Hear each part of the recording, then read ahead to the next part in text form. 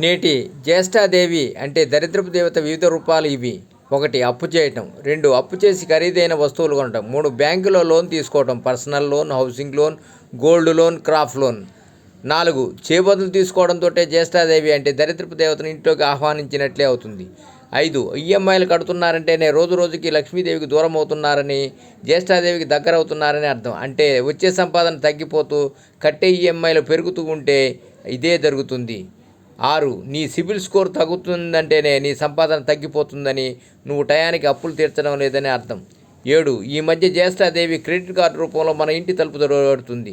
చాలా జాగ్రత్తగా ఉండాలి. ఒక్కసారి క్రెడిట్ కార్డు తీసుకున్నామంటే ఒకసారి కాకపోయినా ఇంకోసారైనా ఆడది వదిలిపెడుతుంది, కానీ క్రెడిట్ కార్డు మాత్రం మనల్ని వదలదు. దీని విషయంలో చాలా జాగ్రత్తగా ఉండాలి.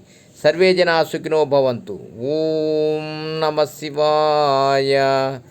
ఓం నమ శివాయ.